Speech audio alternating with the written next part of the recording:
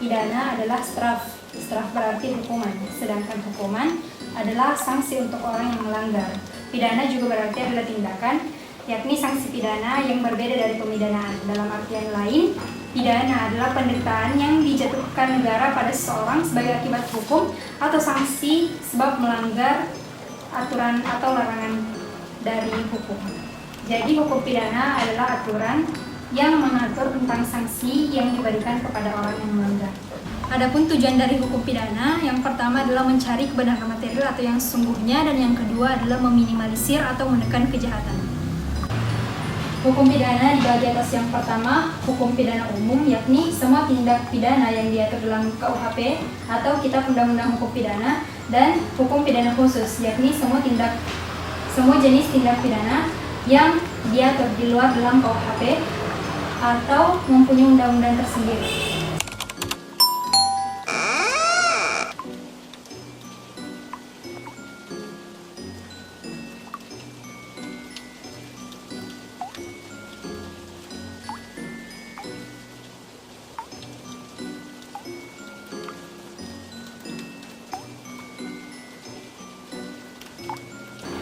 Adapun teori pemidanaan, yang pertama adalah reformasi atau memperbaiki dan merehabilitasi, yang kedua adalah pengasingan atau restrain, yang ketiga adalah retributir atau membalas, dan yang keempat adalah deference atau memberikan efek jera kepada pelaku dan menakut-nakuti masyarakat agar tidak membuat kejahatan.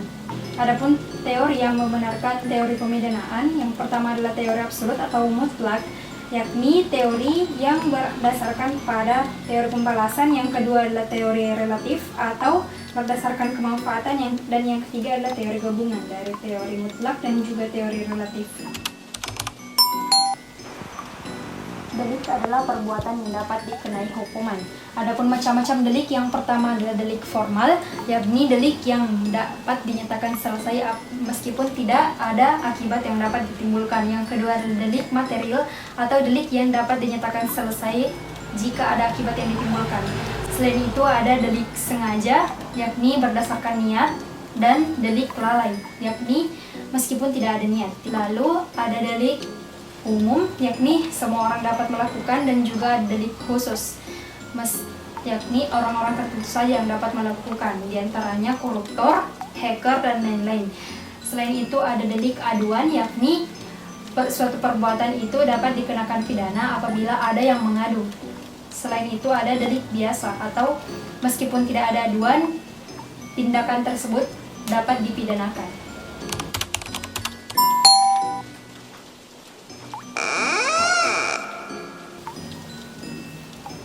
Kesalahan adalah salah satu bentuk dasar pertanggungjawaban karena adanya suatu kesalahan.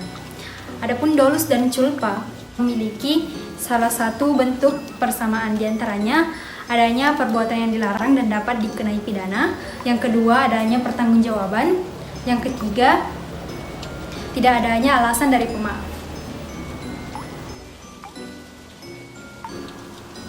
Kesengajaan dibagi atas tiga. Yang pertama adalah kesengajaan sebagai maksud. Contoh kasusnya, seseorang ingin membunuh, merencanakan, dan juga melakukan. Lalu yang kedua adalah kesengajaan sebagai kepastian. Contoh kasusnya, si A ingin membunuh si B dengan memberikannya kue ulang tahun, dengan memberikannya racun di dalam kue ulang tahun tersebut. Namun si B ternyata tidak terbunuh, dan yang terbunuh adalah teman-teman si B, karena yang memakan kue ulang tahun tersebut adalah teman-temannya dan bukan si B. Lalu yang ketiga adalah kesengajaan sebagai kemungkinan.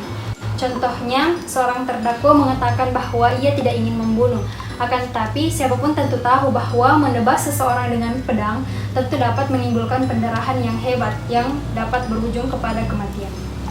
Culpa atau kelalaian ialah suatu tindak pidana atau delik di mana terletak pada kesengajaan atau kebetulan.